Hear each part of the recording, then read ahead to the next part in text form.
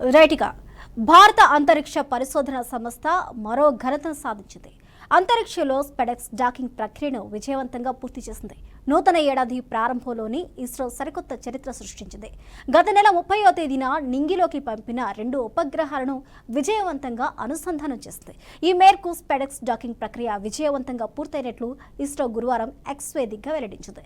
ఈ ఘనత సాధించిన 4వ దేశంగా భారత్ అవతరించింది. ఇదే అంశానికి సంబంధించి పూర్తి అప్డేట్స్ మా ప్రతినిధి సాగర్ అందిస్తారు. Sagar, over to you.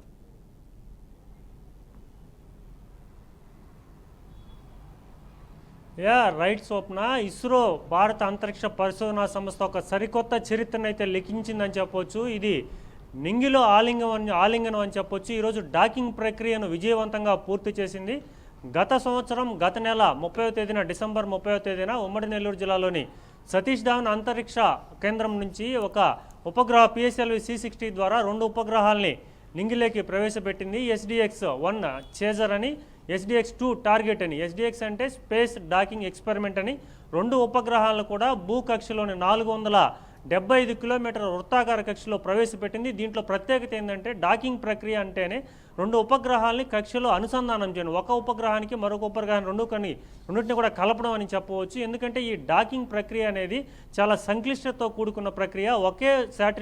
Okay rocket ద్వారా, అంటే ఒకే PSLV రాకెట్ ద్వారా 2 ఉపగ్రహాలని కేవలం 2 నిమిషాల వ్యవధిలో కక్షలో ప్రవేశపెడతారు. కక్షలో ప్రవేశపెట్టిన తర్వాత ఇది గంటకి 28,000 కిలోమీటర్ల వేగంతో ఈ ఉపగ్రహాలు తిరుగుతూ ఉంటాయి కక్షలో. ఈ ఉపగ్రహాలని క్రమేపీ డ్రిఫ్ట్ పద్ధతి ద్వారా, అంటే క్రమేపీ వాటి వేగాన్ని నియంత్రణ చేస్తూ 2 ఉపగ్రహాలను కలపడమే డాకింగ్ ప్రక్రియ అంటారు. ఈ ఉపగ్రహాలని మొదట కక్షలో ప్రవేశపెట్టిన అనంతరం గంటకి 28,000 కిలోమీటర్లు, అంటే ఒక బుల్లెట్ వేగంతో పోల్చుకుంటే 10 రెట్లు అధికంగా వేగంతో ఈ ఉపగ్రహాలు తిరుగుతూ ఉంటాయి. అనంతరం వీటిని డ్రిఫ్ట్ పద్ధతిలో చాలా నిదానంగా స్లో చేస్తారు. అంటే 20 కిలోమీటర్ల దగ్గరికి వచ్చిన తర్వాత వీటిని పూర్తిగా కూడా వేగం నియంత్రణ చేసే పద్ధతిని డ్రిఫ్ట్ పద్ధతి అంటారు. ఈ వేగం నియంత్రణ చేసిన తర్వాత వీటి దగ్గరని చాలా దగ్గరగా తీసుకొస్తారు. మొదట కిలోమీటర్ల వ్యవధి నుంచి 20 కిలోమీటర్లు, అనంతరం కూడా 15 కిలోమీటర్లు, 5 కిలోమీటర్లు, అనంతరం 500 మీటర్లు.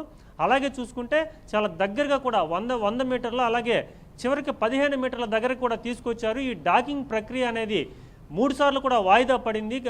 ప్రయోగం అనంతరం కూడా వారంలోపు, అంటే 7 రోజుల్లోని ఈ డాకింగ్ ప్రక్రియ కొనసాగుతున్న ఇస్రో చెప్పినప్పటికీ ఈ నెల 7వ తేదీ కావచ్చు, అలాగే 9వ తేదీ కావచ్చు, వివిధ కారణాలతో ఈ డాకింగ్ ప్రక్రియ అయితే వాయిదా పడింది. కానీ ఈరోజు గురువారం దీన్ని సక్సెస్ఫుల్గా పూర్తి చేశారు. అంటే కేవలం ఈ డాకింగ్ ప్రక్రియ మొదలుపెట్టిన తర్వాత ఈ 2 ఉపగ్రహాలు కూడా కక్షలో తిరుగుతూనే వాటి వేగాన్ని నియంత్రణ చేసుకుని ఒక ఉపగ్రహాన్ని చేజర్ అంటారు, మరో ఉపగ్రహాన్ని టార్గెట్ అంటారు. ఈ చేజర్ అనే ఉపగ్రహం అతి స్లోగా, అతి సమీపంగా టార్గెట్కి దగ్గరగా వచ్చిన తర్వాత ఈ 2 ఉపగ్రహాల్లోని టెక్నాలజీ ఉంటుంది. ఈ టెక్నాలజీ ద్వారా ఒకటికొకటి కొన్ని ఒక ఫ్లవర్ లాగా, పుష్పంలాగా విచ్చుకుంటాయి. అనంతరం కూడా 2 దగ్గరకు వచ్చిన తర్వాత 10 మిల్లీమీటర్ల దగ్గరకు వచ్చిన తర్వాత ఆటోమేటిక్గా వాటిలో ఉన్న సెన్సార్ టెక్నాలజీతో ఒక ఉపగ్రహానికి మరో ఉపగ్రహం 2 కూడా డాకింగ్, అంటే కలుసుకోవడం జరుగుతుంది. ఈ కలుసుకున్న అనంతరం కూడా ఈ 2 మధ్యలో కూడా ఇస్రో శాస్త్రవేత్తలు కొంత విద్యుత్ ప్రసరణ చేస్తారు, అలాగే మరికొంత టెక్నాలజీ కూడా ప్రవేశపెడతారు. సో ఈ డాకింగ్ ప్రక్రియ ఎందుకింత సంక్లిష్టం, ఎందుకింత ముఖ్యం అంటే ఇప్పటికే అభివృద్ధి చెందిన దేశాలు అమెరికా కావచ్చు, రష్యా కావచ్చు, చైనా కావచ్చు, ఈ 3 దేశాలు మాత్రమే ప్రపంచంలో డాకింగ్ టెక్నాలజీని కలిగి ఉన్నాయి. భవిష్యత్తులో మనం అంతరిక్షంలో స్పేస్ టెక్నాలజీ, స్టేషన్ కట్టుకోవాలన్నా కూడా, అలాగే చంద్రుడి మీద మానవ సహితంగా ప్రయోగాలు చేపట్టాలన్నా, చంద్రుడి మీద ఉండే మట్టి నమూనాలు తీసుకురావాలన్నా కూడా ఈ డాకింగ్ ప్రక్రియను చాలా కీలకంగా ఉంటుంది. ముఖ్యంగా కూడా ఇటుకును పేర్చి ఒక కట్టడం ఎలా కడతామో, అంతరిక్షంలో కూడా ఒకేసారి స్పేస్ స్టేషన్ నిర్మించాలంటే ఒకేసారి ఇంత బరువుని అనేక రకాల పరికరాలు తీసుకెళ్లలేం. కాబట్టి ఈ డాకింగ్ ప్రక్రియ ద్వారా, అంటే ఉపగ్రహాలు ఒక్కొక్కటి కూడా పైకి పంపించుకుంటూ అనేక రకాల టెక్నాలజీతో వీటన్ని కూడా అక్కడ అసెంబుల్ చేసి స్పేస్ స్టేషన్స్ నిర్మించవలసి ఉంటుంది. సో డాకింగ్ ప్రక్రియ పూర్తయితేనే డాకింగ్ ఎప్పుడైతే మనం సక్సెస్ఫుల్గా చేస్తామో అనంతరం మాత్రమే ఈ స్పేస్ స్టేషన్ నిర్మించాలన్నా కూడా, మానవ సహిత ప్రయోగాలు చేయాలన్నా, అలాగే చంద్రయాన్ ప్రయోగాలు చేయాలన్నా కూడా వీటన్నిటికి కూడా ఈ డాకింగ్ ప్రక్రియ కీలకం. కాబట్టి దీన్ని అత్యంత చాలా సంక్లిష్టమైన ప్రక్రియ, అలాగే చాలా కష్టంతో కూడుకున్న ప్రక్రియ. కాబట్టి దీన్ని ఇస్రో శాస్త్రవేత్తలు ఈరోజు సక్సెస్ఫుల్గా పూర్తి చేశారు. ఈ డాకింగ్ ప్రక్రియ అనంతరం కూడా తర్వాత అన్డాకింగ్ చేస్తారు. అన్డాకింగ్ చేసిన తర్వాత కూడా ఈ 2 ఉపగ్రహాలు తిరిగి కక్షలో తిరుగుతూ వాటికి ఏదైతే శాస్త్రవేత్తలు నిర్ణయించిన భూ వాతావరణాన్ని కానీ, అలాగే సహజ వనరుల అన్వేషణ కానీ, అలాగే ఆకాశంలోని మార్పులు కానీ, రేడియో ధార్మికత కానీ, ఈ విధంగా ఏదైతే శాస్త్రవేత్తలు వాటికి చెప్పిన పని 2 ఏళ్ల పాటు ఈ ఉపగ్రహాలు పరీక్షించున్నాయి.